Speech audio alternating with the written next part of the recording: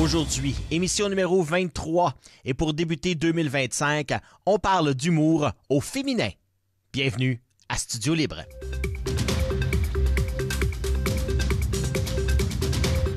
La dernière fois que j'ai parlé à mon invité, tout allait pour, comme on peut dire, Mario Lemieux, parce qu'elle scorait partout où elle passait. Et en parlant de scorer, elle avait scoré un gros contrat de production avec un gros producteur. Mais c'est fou comme une faillite de quelques millions de dollars, ça change tout. Et justement, c'est le titre de son prochain spectacle qu'elle va nous présenter le 7 février prochain. Mélanie Couture, bonjour, bienvenue, merci d'être avec nous.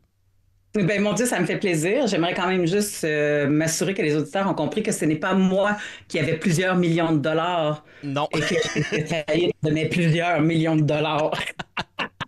Non, Bien effectivement. sûr, mon ancien producteur, juste pour rire. Évidemment. La dernière fois qu'on s'est parlé, tu m'avais pas dit ton titre de spectacle. Parce que tu me disais, il n'est pas encore sorti. Et là, Ouais. ton spectacle s'appelle Ça change tout. On sait, bon, avec les événements dont on vient juste de parler. Est-ce que c'était ça, le titre qui était censé d'être là dans ton spectacle? Ouais. Ben, en fait, je pense que c'est la vie qui m'a rattrapée. J'ai osé mettre un titre comme ça, puis la vie a fait, ouais, bon, on va tout changer. Si c'est ça que tu veux comme titre. Donc, c'était ça. C'était vraiment ça, parce que c'était provisoire, mais quand j'ai commencé à faire le show, là, à chaque fois que, mettons, je faisais quelque chose sur scène, puis je me disais, Carlis, il me semble, ça change tout de savoir ça. Il me semble que, tu sais, comme quand t'arrives ça, ça change tout. Puis, tu sais, c'est pas ça change tout. On dit pas ça change tout. Souvent, nous autres, Non. tu sais, moi, je parle, je suis comme ça change tout. Tu sais, puis il est féminisé, le mot.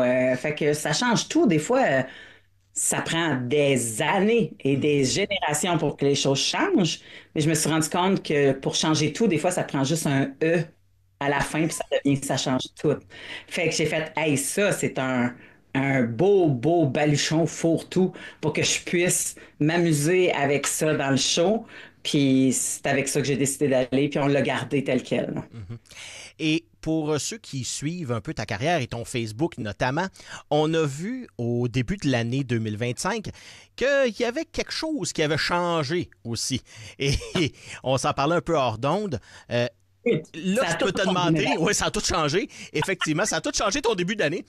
Mais Oui, j'ai le goût de te demander comment ça va. Parce que ça va. il y a des mots qui ont sorti dans tes posts notamment, puis ça pouvait faire peur. Là. Début janvier, là, quand tout le monde se souhaite de la santé, là, moi, je me suis tapé une pneumonie. Je savais pas que c'était ça au début. Tu sais, j'ai eu un petit rhume, ça allait bien. Je remontais la pente, puis tout d'un coup, ça a vraiment droppé très fort. Puis, étant donné que la bactérie était pas juste dans mes poumons, ils n'ont pas pu me revirer de bord avec des antibiotiques parce qu'elle était rendue dans mon sang. Fait que, ils ont fait, on va te plugger intraveineux Quand même. pendant au moins 3-4 jours. Là. Fait que j'ai eu le plaisir de visiter 3-4 jours le corridor de l'hôpital parce qu'il y avait l'aile du débordement dans lequel il était supposé de me mettre, mais j'étais dans le débordement du débordement parce Et, que tout le monde est malade dans le temps des fêtes étant donné que tout le monde se regroupe, fait qu'on se passe évidemment. tous nos virus puis nos bactéries. Donc, on peut dire que l'année 2025, eh ben, elle est bien entamée. T'as Oui. su, t'as su aussi comment gérer autre chose que un spectacle ou qu'une famille ou qu'une maison ou que tout ça. Donc, Oui. il a fallu que tu apprennes à gérer ta santé. Mais est-ce que c'est justement un rappel de dire, hey, il faut que je fasse attention aussi à ma santé?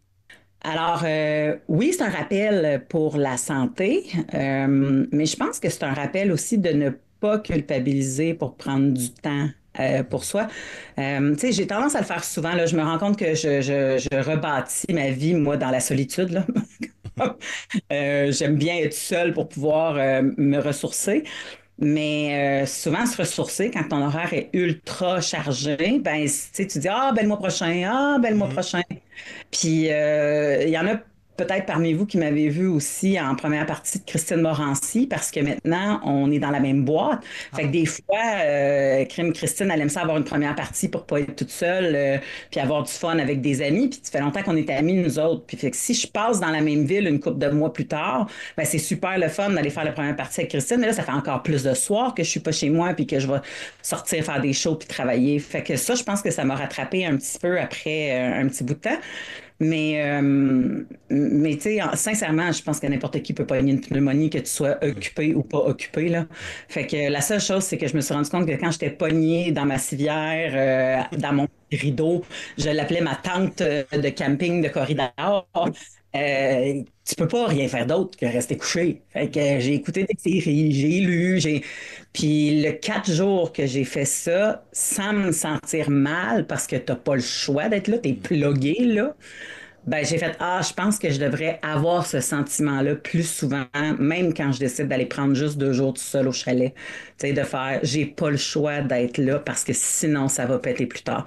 Fait que ça m'a fait beaucoup de bien. Puis, tu sais, j'ai le privilège d'avoir un partenaire que j'ai aucune inquiétude, qui va gérer de maître la famille et les enfants, le toit, tout ce qu'il y a à gérer. Là, j'arriverai pas comme avec de la surcharge de travail parce que il a été 4 jours sans que je sois là. Tout roule comme sur des roulettes. Là. Eh bien, ce Oui, matin, tu as posté quelque chose, un commentaire qui t'est arrivé, quelqu'un qui disait ton humour, c'est pas ma tasse de thé. oui. Eh bien, comment tu réagis justement à ces fameux oh là, un peu d'indignation du public par rapport au sujet? Parce que quand on va te voir, il faut attacher notre truc avec de la broche, comme on dit. Ben oui, mais j'ai pas de temps, de façon surprenante, j'ai pas tant de on que ça. Ah oui?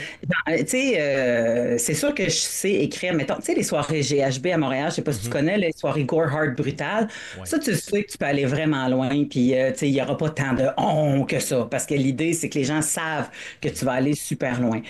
Mais dans mon show, j'essaie tout le temps de trouver l'angle qui fait en sorte que s'il y a un on, qui va avoir un super rire après, parce que tu sais, il faut qu'il amène à quelque part. Mhm. Puis une réaction, ça reste une réaction. Tu sais, on fait de l'art pour que les gens réagissent. On veut qu'ils réagissent principalement dans le rire. Mais s'il y a un on, ça me dérange pas tant que ça. Sauf une fois, puis je vais te le raconter parce que je pense que ça vaut la peine. Je faisais une animation de gala avec Maude Landry dans le Grand Montréal Comique, OK? Qui était le festival qui est né un peu après que Juste pour rire avait eu les problèmes parce que Gilbert avait été cancellé là, à cause, Mhm. ben, il avait été accusé Évidemment. d'agression sexuelle. Et, ce qui est arrivé, allegedly, je pense qu'il faut que je dise, Mhm. allegedly accusé, comment c'est quoi le mot officiel pour pas que je me mette dans le trouble et qu'il me fasse une mise en demeure, là? Ah, je sais pas. C'est... Bon, il y a eu des En tout cas, allusions, des accusations, effectivement. il y a eu bon, tout le monde connaît le procès, là, peu importe. Mhm. Mais quand c'est arrivé, nous, on avait fait un numéro, moi, puis Maud Landry, puis il y avait une des jokes qu'on disait, ah, ben c'est pour ça qu'il n'y avait pas beaucoup de filles, ces gars-là, avant, ils étaient embarrés dans la loge. OK? Oh. Ça, c'était le gag. OK? Ben là, il y avait un contexte, là, Oui, c'était oui, un peu évidemment. ça faisait beaucoup de oh, ah. Puis là, on était comme, mais voyons donc, je peux pas croire qu'il y a des oh sur quelque chose qui est aussi gros que ce qui est en train de se passer. Puis on s'est rendu compte que le malaise n'était pas par rapport à l'ancien propriétaire de Juste pour rire, il était par rapport aux victimes potentielles. Les gens se sentaient mal à cause des filles qui étaient peut-être embarrées. Tu sais, tu comprends? Même si ça Ouais. n'existait pas vrai. Fait que là, on s'est dit, OK, mais comment, psychologiquement parlant, on peut les amener à ne pas penser à ces filles-là, mais penser à d'autres choses? Fait que l'angle qu'on a trouvé, c'est que Maud Landry était jamais capable de dire des choses méchantes dans la vie, tu sais. Mhm. Et là, on s'est dit, mais peut-être que si, à un moment donné, tout le public était de ton bord à essayer de dire des choses méchantes, peut-être que ça passerait. Puis finalement, ça a passé haut la main. Elle était rendue qu'elle me disait des affaires qui étaient aberrantes, puis tout le monde était contente parce qu'elle réussissait, tu sais. Fait que des fois, c'est de trouver l'angle qui est le plus difficile. Mais c'est vrai que c'est fâchant quand tu dis, mais ce que je suis en train de dire, c'est important, puis je peux pas croire que le monde sont encore outrés de cette vérité-là. Mais des fois, c'est parce qu'ils pensent pas à la bonne affaire, tu sais. Fait que quand les gens me disent, c'est pas ma tasse de thé. Je pense pas que ça a rapport avec le fait qu'ils sont choqués. Je pense que le sujet leur plaît pas. Je pense qu'ils sont dans le malaise. Je pense que c'est quelque chose qu'ils trouvent pas drôle. Je pense, tu sais, peu importe. Puis ça me convient. Tu sais, ça se peut que je sois pas ta tasse de thé. Puis ça me va très bien. Là, c'est pas un problème. Si tu aimes pas entendre parler de sexualité parce que pour X raison, tu trouves ça plate ou que tu vis du malaise dans la propre sexualité que tu vis, puis bon, tout ça, ben, je t'en voudrais pas, là, certain, là. parlant de support visuel, à un moment donné, dans ton spectacle que j'ai vu, dans ton rodage, finalement, qui pour moi, il n'était pas un rodage, là, c'était vraiment pratiquement un show complet. Là. C'était sur le bord, Mais il a sur le bord. changé. Stéphane, mais il a changé depuis que j'étais à la Gatineau. Bon, la prochaine fois, tu vas voir, il y a des nouveaux bouts, là, puis je suis Mhm. super fier. Puis tout ça s'emboîte vraiment bien, là. Puis, en parlant de support visuel, à un moment donné, tu dis, et tu l'as testé, je sais pas si, tu avais dit que c'est la première fois que tu le testais, je sais pas si c'était la première fois que tu le testais vraiment sur scène, c'est que tu prends une photo d'un enfant ou d'un adolescent et Ouais. tu lui inventes une vie à partir juste Oui. de la photo et du contexte que ça. Et Oui. tu te demandais si c'était pour marcher et je peux te le confirmer, ça marche très fort, ça a marché Ça fonctionne, instantanément hein? et Eh c'était oui. excellent comme concept. Ça Mais t'est merci. parti de où? Ben, c'est quelque chose que je faisais sur Facebook parce qu'à un moment donné, je me suis rendu compte que c'est bizarre comment, sur des photos de mon enfant, je trouvais que mon enfant se ressemblait pas. J'étais comme, mon Dieu, il a l'air d'un petit adulte. C'est bien bizarre. Tu sais, puis la première photo que je montre, c'est une photo de mon enfant, mais je trouve qu'il a l'air d'un Claude de 55 ans. Comme c'est bien weird, ça. Ça me faisait rire parce que je me disais, oh mon Dieu, tout le monde dit qu'il faut garder son cœur d'enfant. Mais là, je me suis dit, je pense qu'il y a vraiment un cœur d'adulte qui sommeille dans chaque enfant. Mhm. Il faut juste le trouver. Puis là, j'ai commencé à faire ça sur le web, à mettre des photos de parents qui m'envoyaient des photos volontairement là, de eux quand ils étaient jeunes ou même de leurs enfants. Puis là, j'écrivais une description de l'adulte que je voyais en eux, puis je le faisais valider par le parent. Puis après ça, je le mettais public. Tu sais. Puis ça a tellement pogné sur le web parce que c'était niaiseux comme idée que je me suis dit, Caroline, on est-tu capable de mettre ça? En fait, c'est ma gérante qui m'a dit, faut que tu mettes ça dans le show, Mélanie, ça n'a pas de bon sens. Puis j'étais comme, ben voyons donc, c'est bien bizarre de mettre ça dans le show. Ça va me prendre du soutien, puis nanana, puis des photos, puis toute la quête. Tu sais, quand tu fais du stand-up pur et dur, d'avoir des diapositives. J'étais comme, tu me niaises. Puis elle était comme, non, Ouais. non, essaye, tu vas voir.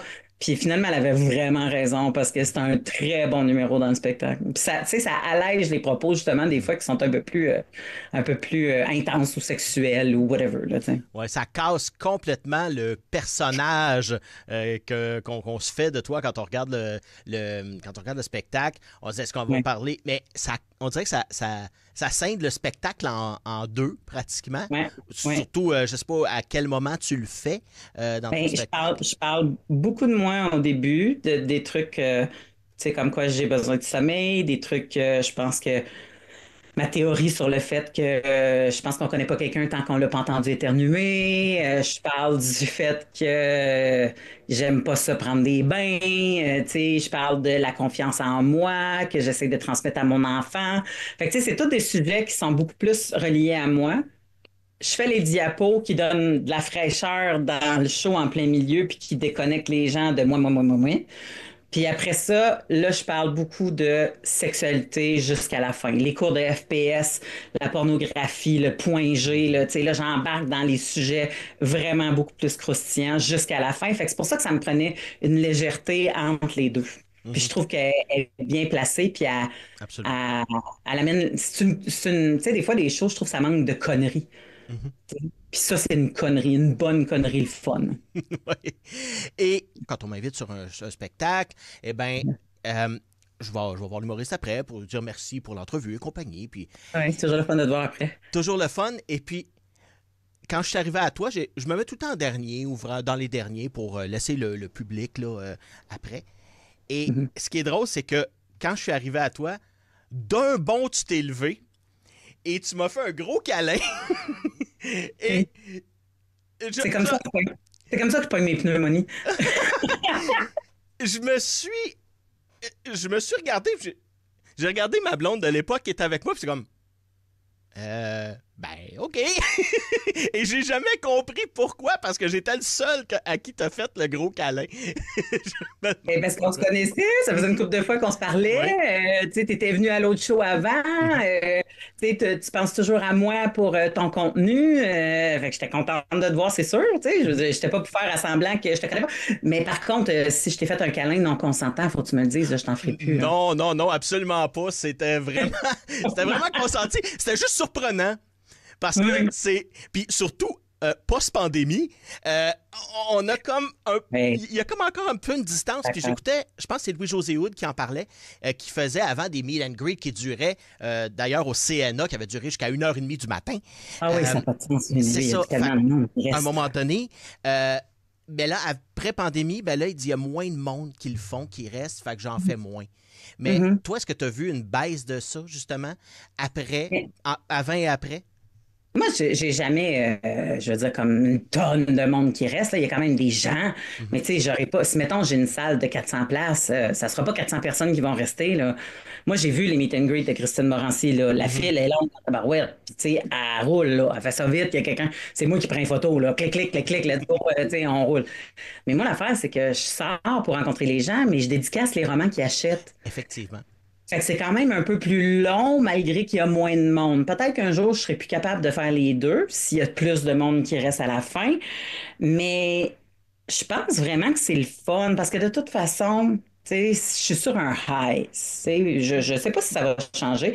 Là, en ce moment, je dois t'avouer, là, tout janvier, j'ai décidé de ne pas sortir pour rencontrer des gens pour m'assurer qu'il n'y a pas Oui. d'autres choses qui s'ajoutent à ma pneumonie. Mais je vais recommencer à rencontrer des gens. Puis, tu sais, je trouve ça le fun de pouvoir leur offrir mes romans après parce Mhm. qu'ils repartent avec un genre Quelque chose. de presque un petit spectacle en poche parce que, Mhm. tu sais, ce que je fais sur scène, tu sais, c'est pratiquement ce que j'écris dans mes romans et vice-versa. Fait que, tu sais, c'est super agréable. Puis, il y a des gens que, ils reviennent, là. Fait que je reconnais, là, à Gatineau, il y a tout le temps la gang de sacoches, là, qui viennent. Comment ils s'appellent Oui. donc? Fille, Il était en tout là cas, d'ailleurs. oui, oui, c'est ça, tu sais. Puis la dernière fois, il y avait une madame qui m'a amené des Rice Krispies, puis un autre du pain frais. Puis, tu sais, en tout cas, s'il y a quelqu'un qui veut m'empoisonner, c'est une bonne façon, là. Parce que moi, je suis comme, ouh, je le ramasse puis je le mange, là. Tu sais, comme. Fait que je me dis, si à un moment donné, il y a quelqu'un de louche qui me donne à manger, je vais peut-être faire, oh, mais sinon, je trouve ça super le fun de rencontrer les gens. Ça me permet de décanter du spectacle. Après ça, faire la route avec ma première partie puis retourner me coucher, tu sais. Mais c'est sûr que si un jour, tu sais, j'y arrive pas, comme là, je m'en vais à Québec cette semaine, mais le lendemain, il faut que je sois à l'aéroport de Montréal à 8 heures pour aller faire des shows à Moncton pendant 4 jours.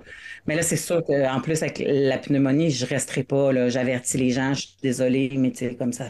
Fait que, tu sais, ça se peut que ce soit non, mais habituellement, c'est oui. Ben, merci Effectivement. beaucoup d'avoir été avec nous, Mélanie Couture. Je C'est grave. rappelle, le 7 février, tu vas être avec nous à la salle PNG. Et donc, Oui. s'il y en a qui veulent aller te voir, un show bien punché, attaché, soyez... oreilles sensibles, je dirais, allez-y pareil. Parce que des fois, ça peut être très intéressant de s'ouvrir l'esprit et de s'ouvrir les yeux Mhm. avec des choses qui sont vérifiées. Et le Ouais. fact-checking a été fait. Oui, Merci le beaucoup. paquet a été fait. Puis c'est bon pour les couples, pour les groupes, pour les familles. Il y a des mères-filles qui viennent tout le temps. C'est vraiment le fun. Merci encore une fois. Avec plaisir.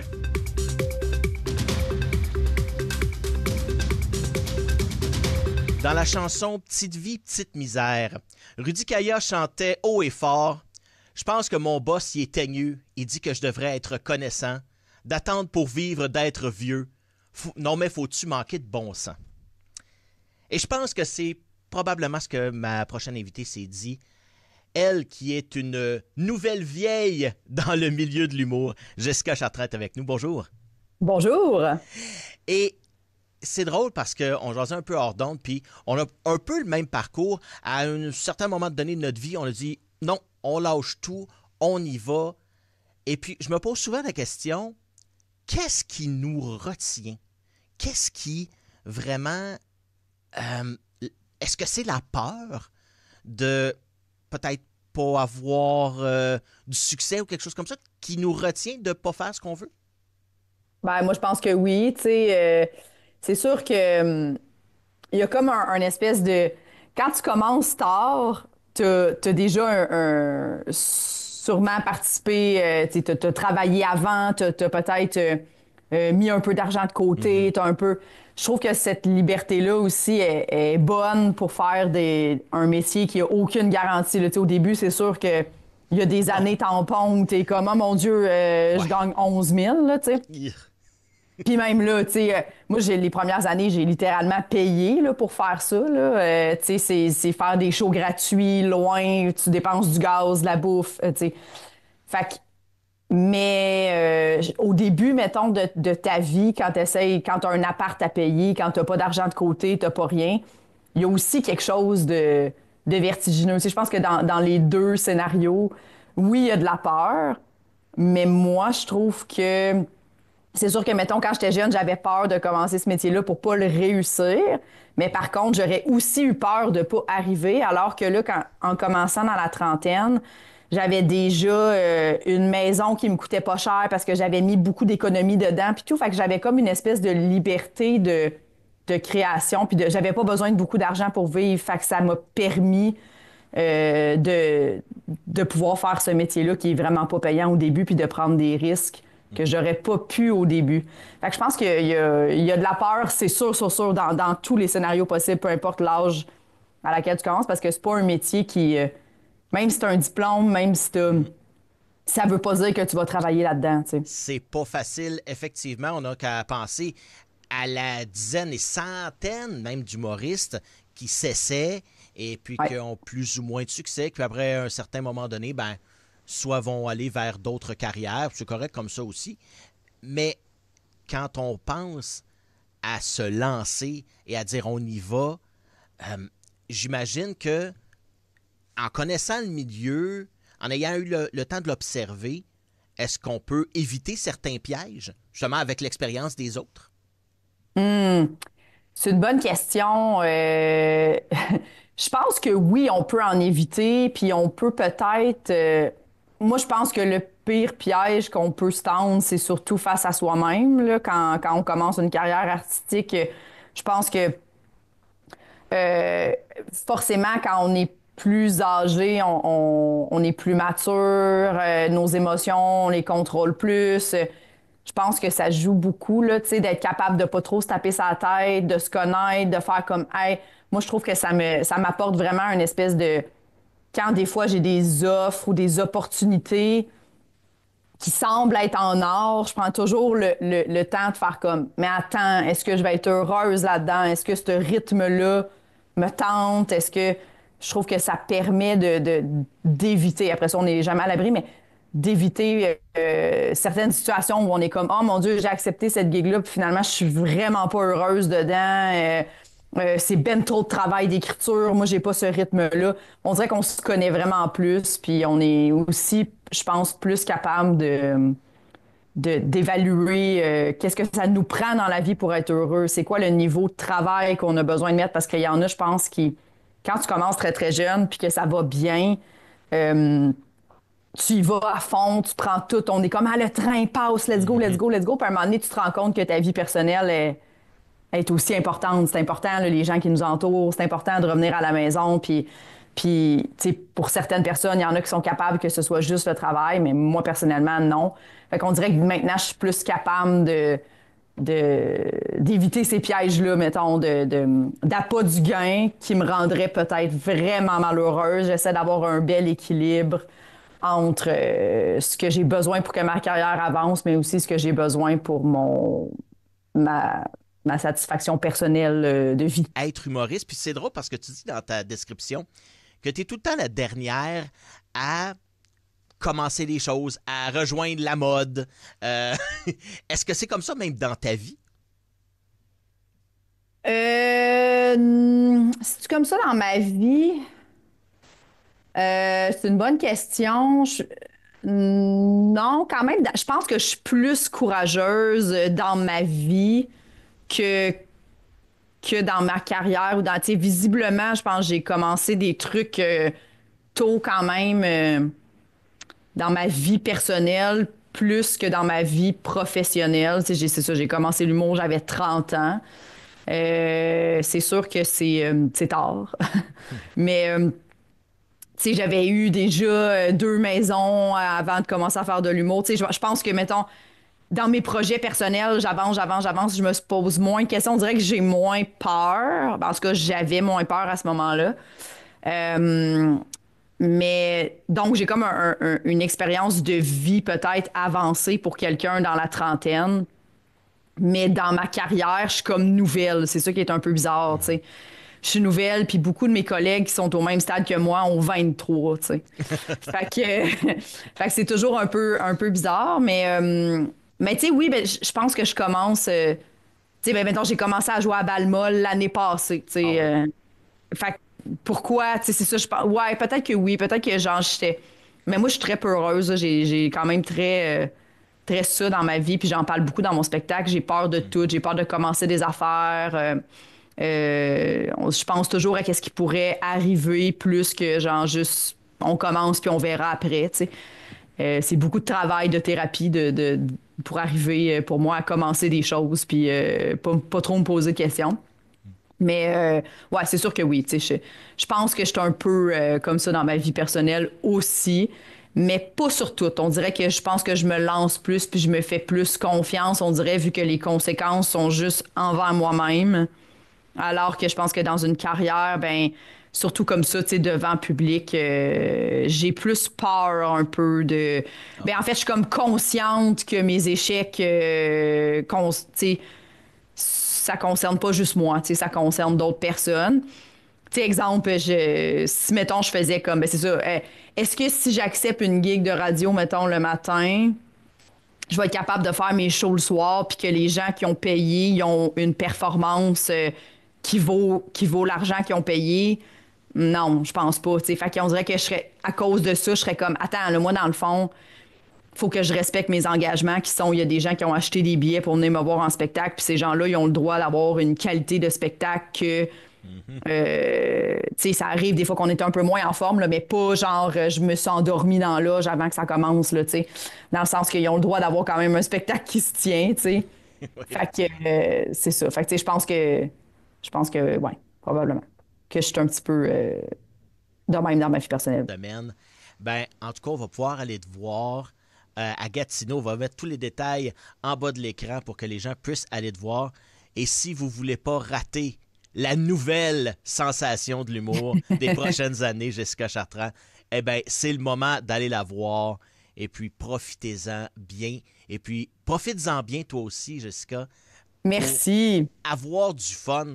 Parce que quand la personne a du fun sur la scène, eh bien, généralement, les gens dans le public en ont aussi. Ça peut arriver, mais en règle générale, c'est ça. Merci beaucoup. Absolument. Merci à toi.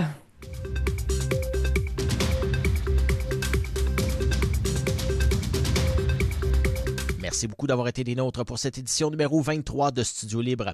J'aimerais remercier mes invités d'aujourd'hui, Jessica Chartrand et Mélanie Couture, qui ont 2 points en commun. Elles sont humoristes et elles seront en spectacle à Gatineau prochainement. Je vous rappelle que nos émissions sont disponibles sur notre chaîne YouTube. Nous avons notre groupe de discussion Facebook TVC Basse-Lièvre officiel. Et bien nous, on se revoit pour une prochaine à Studio Libre.